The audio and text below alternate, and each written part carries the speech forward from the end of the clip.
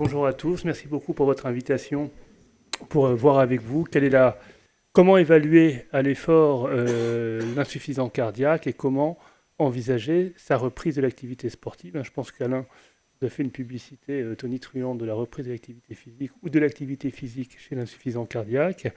Après, on va voir comment l'évaluer à l'effort. Alors, effectivement, l'insuffisance cardiaque, d'ailleurs, on pourrait enlever à fraction d'éjection réduite. C'est exactement la même chose dans l'insuffisance cardiaque à fraction d'éjection préservée. C'est une atteinte myocardique, alors avec ou sans dysfonction ventriculaire gauche, et il va y avoir un cortège d'anomalies associées, neuro-hormonales. Alain vous l'a dit, stimulation du système rénine-angiotensine, déséquilibre sympathique-parasympathique, inflammation, augmentation du BNP. Il va s'y associer des troubles ventilatoires avec une baisse de l'efficience de la respiration et une augmentation de l'espace mort. Et il va y avoir, vous le savez, des anomalies dites périphériques, musculaires, vasculaires, qui vont empêcher l'arrivée de l'oxygène au niveau des muscles en activité et de permettre le bon déroulement du métabolisme aérobie qui est absolument indispensable pour la réalisation d'un exercice physique. Ce qu'il faut bien comprendre, c'est que c'est l'ensemble qui est responsable de l'intolérance à l'effort du patient. Et plus un patient est insuffisant cardiaque depuis longtemps, et plus on considère que plus il est montré que ces anomalies périphériques rentrent en ligne de compte pour expliquer l'intolérance à l'effort de ces sujets. C'est pour ça qu'il est absolument indispensable d'évaluer les patients à l'effort, parce que seule une évaluation à l'effort va vous permettre de prendre en compte l'ensemble de ce dysfonctionnement et pas uniquement caractériser la dysfonction ventriculaire gauche par la fraction d'éjection ou par le BNP, ce qu'on fait tous un petit peu peut-être de manière trop réducteur au quotidien.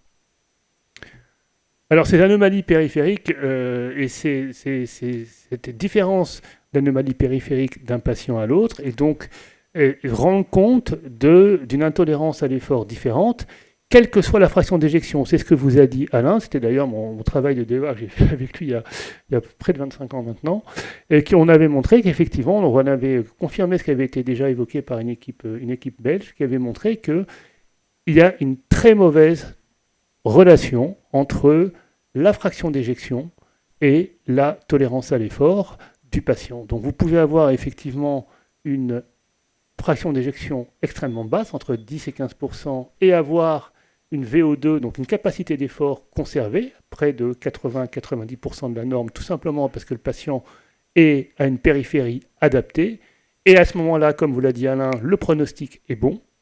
Inversement, vous pouvez avoir un degré de dysfonction ventriculaire beaucoup plus faible, fraction d'éjection autour de 40-45%, qui est dit maintenant modérément altérée, et une tolérance à l'effort très basse, autour de 45-50%, avec des patients qui non seulement ont un mauvais pronostic, mais en plus ont des conditions de vie extrêmement dégradées.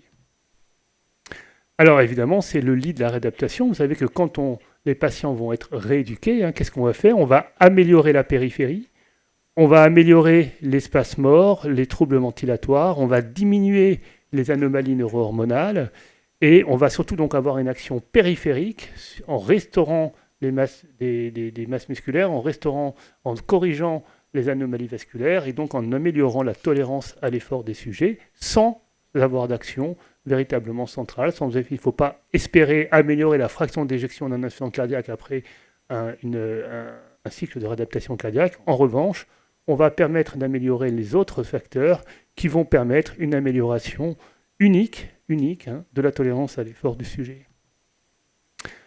Alors, si on veut évaluer la tolérance à l'effort des patients, et il faut le faire, parce que la VO2 a un très bon pronostic, il faut le faire par une mesure des échanges respiratoires et non pas par une simple évaluation de la capacité d'effort par les watts ou par les mètres par un test d'effort. Pourquoi?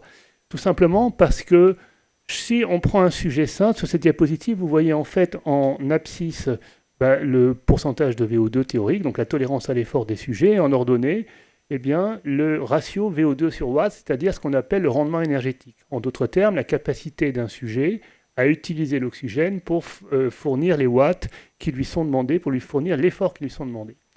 Quand vous voyez à droite de l'écran, vous voyez les points noirs, c'est-à-dire les patients contrôles, les patients sains, qui vont se distribuer relativement de manière homogène autour de la ligne centrale, c'est-à-dire que ces patients ont un rendement énergétique relativement constant. Ça veut dire quoi? Ça veut dire que si je prends un sujet sain, si je prends Stéphane, on va considérer que Stéphane est un sujet sain, et c'est pas faux, c'est pas haut. Et on va considérer que c'est un sujet sain, et quand il va être sur le vélo, je sais que s'il fait 200 watts, qu'il a un rendement autour de 12%, 10-12%, je devine qu'il va avoir à peu près 2 litres 2, 2 litres 4 de VO2, et ça, avec le nombre de watts, je suis capable de deviner à 10% près, par des équations qui sont tout à fait connues, eh bien, quelle va être sa consommation d'oxygène et donc son pronostic. Inversement, si je prends un patient insuffisant cardiaque, donc les patients insuffisants cardiaques étant sur la gauche de l'écran ont bien entendu une VO2 altérée, mais vous voyez surtout qu'il y a une dispersion totale par rapport à la ligne médiane. Il y a une dispersion totale, c'est-à-dire qu'il y a un rendement énergétique totalement différent d'un patient à l'autre. Et donc, si un sujet insuffisant cardiaque fait 60 watts, je ne sais pas s'il a 10, 12, 14 ou 16 de VO2. Et donc, je ne suis absolument pas capable de deviner quel est son pronostic et quel est son statut fonctionnel, en tout cas de manière beaucoup, beaucoup moins précise.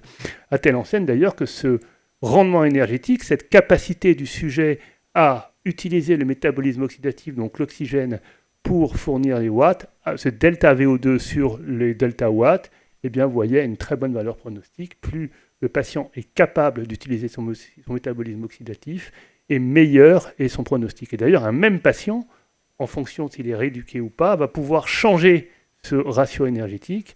Donc, ce ratio est différent d'un patient à l'autre et d'un patient au cours du temps, au cours de son évolution. Alain vous l'a dit, la VO2 a une très bonne valeur pronostique, hein, ça s'est montré depuis longtemps, depuis extrêmement, depuis, il n'y a plus de débat là-dessus, hein, la VO2 fait partie des éléments pronostiques extrêmement puissants, ça fait partie des éléments indispensables à réaliser, notamment avant une inscription sur liste de greffe. Alors, il y a eu tout d'un débat il y a une quinzaine d'années, au moment où les bêta-bloquants se sont divulgués dans l'insuffisance cardiaque, eh bien, on savait que ça améliorait le pronostic sans améliorer véritablement le statut fonctionnel. Et donc, on s'est posé la question de savoir si la VO2 avait toujours une bonne valeur pronostique. C'est le cas, quels que soient les patients, quel que soit leur traitement. Eh bien, la VO2 a une très bonne valeur pronostique supérieure ou égale à celle de la fraction d'éjection dans cette pathologie.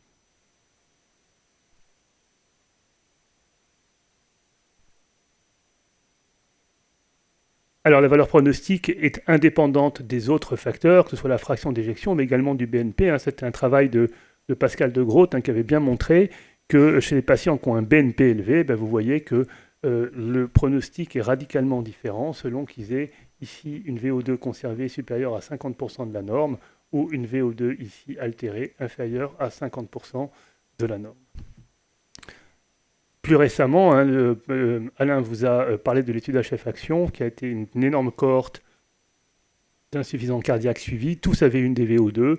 On a pu revoir chez des patients idéalement traités, bêta-bloquants, multisites, etc., quelle était la valeur pronostique de la VO2. Elle est excellente. Vous voyez que le pronostic des patients est vraiment différent selon qu'ils aient une VO2 normale, supérieure à 18, intermédiaire entre 12 et 18 ou ABC inférieur à 12 ml km minute. Et ce qui est très intéressant, c'est que dans cette étude, c'est que cette valeur pronostique était un peu réduite, mais tout à fait conservée, même chez les patients qui ont un quotient respiratoire inférieur à 1, c'est-à-dire chez un patient qui fait une épreuve d'effort possiblement sous-maximale. Et ça, c'est très intéressant parce que si vous faites une épreuve d'effort simple et que vous avez un patient qui vous avez l'impression s'arrête un peu au milieu de l'épreuve d'effort, c'est qu'il vous ne savez pas trop s'il est démotivé, s'il en a ras-le-bol et que vous êtes simplement arrêté à 70 watts, vous ne pouvez pas en tirer grand-chose, alors que le pic de VO2, même si l'épreuve d'effort n'est pas maximale, eh bien, garde une valeur pronostique chez les insuffisants cardiaques. Donc ça fait vraiment partie des recommandations nationales et internationales. Je vous ai mis les dernières, celle de Dany Mercader sur les tests d'effort, qui dit que d'une part, ce test d'effort doit être fait avec mesure des échanges respiratoires et qu'il a énormément d'intérêt. Il a une valeur pronostique. C'est évident. Il a également la vertu de pouvoir, vous savez, la VO2 va permettre d'évaluer effectivement la capacité d'effort globale, mais elle va aussi, par certains critères que je n'ai pas le temps de détailler, vous permettent de voir si l'effort est arrêté à cause du cœur, à cause des poumons, à cause de la périphérie, et voir quelle est, parce qu'on a aussi des patients mixtes, des patients qui sont essoufflés, insuffisants cardiaques, mais il va aussi avoir une bronchite chronique avec un VEMS très altéré, et ça peut être la cause de leur essoufflement. Donc c'est vraiment un examen extrêmement riche d'enseignements. C'est à faire pour évaluer le statut fonctionnel et le statut pronostic du patient, et c'est à répéter. Enfin, ça va nous permettre également de nous guider pour la reprise de l'activité physique. Je vous ai parlé du pic de VO2, mais il y a d'autres critères, notamment les seuils ventilatoires. Le premier seuil ventilatoire, c'est le niveau d'effort où le patient va commencer à sécréter de l'acide lactique, et c'est le témoin des activités réalisables sans efforts excessifs.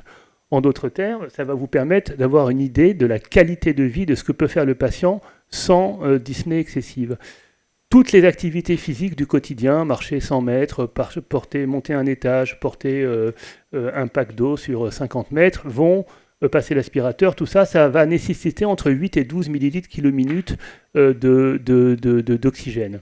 Quand un patient a un seuil à 8, ça veut dire qu'il est gêné dans sa vie quotidienne, qu'il a une charge mentale, qu'il a la notion d'un effort pour faire toutes les activités de sa vie quotidienne. Quand vous allez le réadapter, que vous allez passer de 14 à 18 de VO2, le cardiologue est très content parce que vous avez amélioré le pronostic du patient, mais le patient, il s'en fout complètement. Par contre, lui, quand vous avez passé son seuil de 8 à 12, il est très content parce que toutes les activités quotidiennes qui avant lui nécessitaient une charge mentale, eh bien maintenant, il peut les faire sans y penser, et donc vous avez amélioré sa qualité fonctionnelle et sa qualité de vie de manière extrêmement, extrêmement importante. Donc ce seuil ventilatoire, il est intéressant pour savoir ce que peut faire le patient, mais c'est également le témoin de degré de déconditionnement périphérique. Plus un patient a un seuil ventilatoire bas, plus ça veut dire que sa périphérie est altérée. Et enfin, en manière très pratique, ça permet de calibrer l'entraînement des insuffisants cardiaques, puisque c'est à peu près à ce niveau qu'on va calibrer les premières séances et qu'on va indiquer au kiné qui les fait travailler la fréquence ou la charge à laquelle le patient doit être éduqué. Donc c'est quelque chose d'extrêmement intéressant. Enfin, quand les patients vont arriver, on va faire leur VO2 à l'entrée pour voir quelle est sa VO2 max, vérifier qu'il n'y ait pas de trouble du rythme, vérifier quelle est la tolérance à l'effort du sujet, vérifier qu'il n'y ait pas de problème de malaise hypotensif, etc. Et puis, on va voir quel est son seuil ventilatoire pour savoir comment calibrer l'intensité de la réadaptation. Quand le patient va finir son cycle de réadaptation, on va refaire une VO2 pour voir quelle est l'amélioration. Et ça, c'est un travail aussi qu'on a fait avec Alain il y a quelques années maintenant. Et on a montré qu'effectivement, cette réponse à la VO2, à la réadaptation, c'est-à-dire la capacité du sujet, quand il est inscrit dans un cycle de réadaptation, à améliorer sa capacité d'effort, eh bien, une valeur pronostique. Et une valeur pronostique indépendante de son niveau de base, c'est-à-dire indépendant de son âge, de sa fraction d'éjection, de son taux BNP et de son pic de VO2 à l'entrée.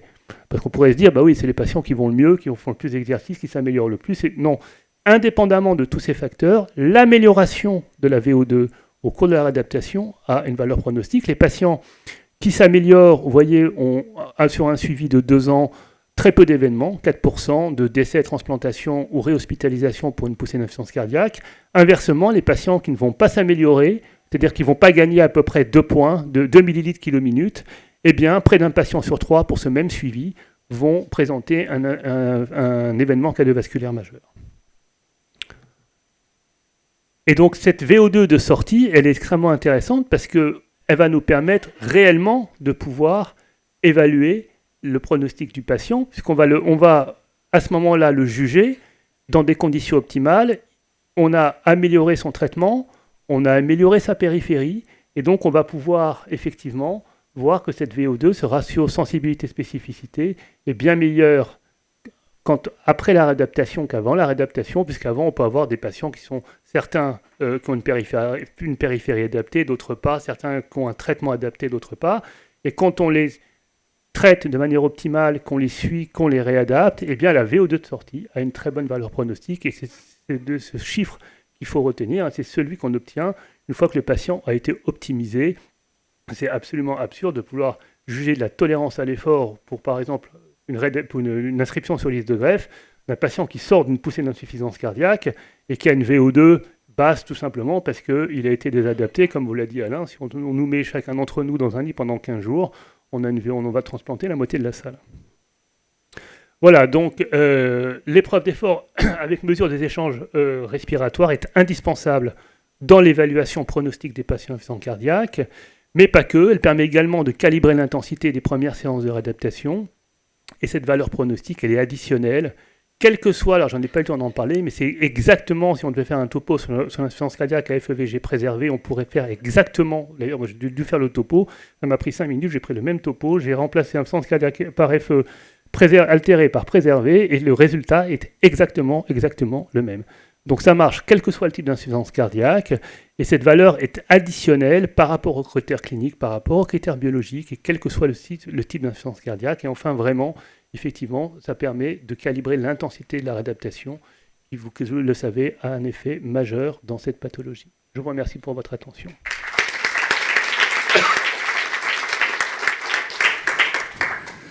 Merci beaucoup. Question pour Jean-Yves Tabet. Oui. Attendez, le micro arrive.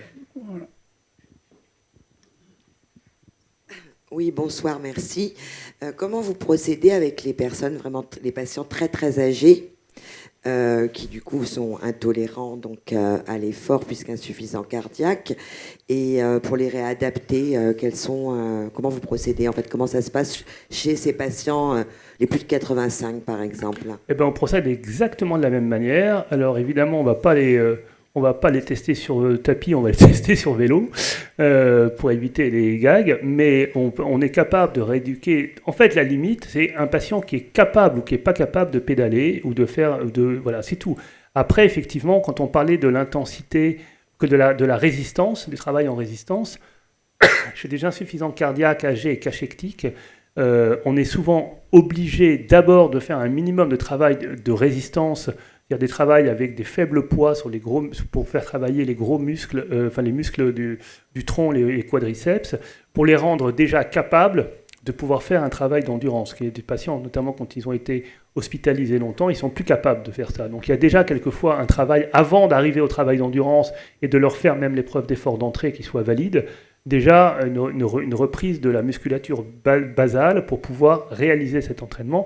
Mais il n'y a pas de limite d'âge. La limite, elle est physiologique. Est-ce que le patient est capable ou pas de faire un exercice physique? Et s'il est très faible, comme vous a dit Alain, on réadapte des patients, ils ont une VO2 max à 12 avec 60 watts, et ben c'est pas grave, ils ont fait 60 watts, on va les réadapter à 20 watts, et on fait 20 watts, c'est quasiment à vide, mais un patient qui est capable de pédaler même à vide pendant 20 minutes, il va être capable de marcher, il va être capable de marcher, de monter un étage, et on remet le pied à l'étrier.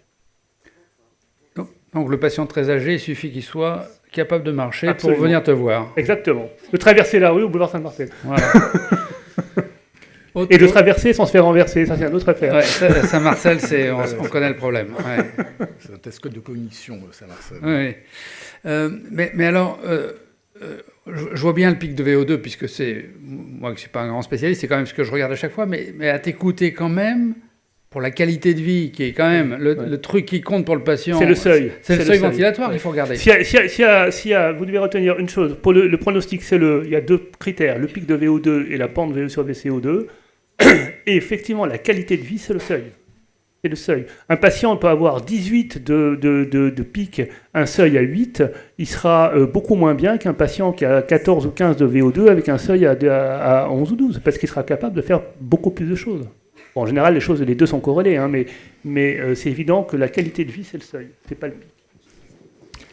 Autre question? Oui, il y a une question. Oui, on peut avoir un micro en bas, là? Karine? Ou Zaïka? Merci beaucoup. Bonsoir, merci. Bonsoir. Une question sur la valeur pronostique de la VO2, notamment dans la cardiopathie ischémique chez les patients chez lesquels on stratifie le risque rythmique en fonction de la FEVG. Est-ce qu'il a été étudié la valeur de la VO2, notamment pour les indications de défibrillateurs? Est-ce qu'on pourrait avoir des critères combinés FEVG, VO2? Alors non, pour ce qui est des défibrillateurs, c'est la fraction d'éjection qui prime. Hein. Mais en tout cas, la valeur pronostique de la VO2 est indépendante de la fraction d'éjection, indépendant du type de cardiopathie, indépendant de la présence ou pas d'un traitement bêta-bloquant. Ce qui va changer, c'est le seuil. Par exemple, pour mettre sur une liste de greffe, ça va être plutôt 14 sans bêta-bloquant, 12 sous bêta-bloquant. Indépendant également de savoir si le patient est en FA ou pas, et indépendant également de savoir si le patient a un pacemaker ou un défibrillateur ou pas. Le pic de VO2 marche dans tous ces cas de figure.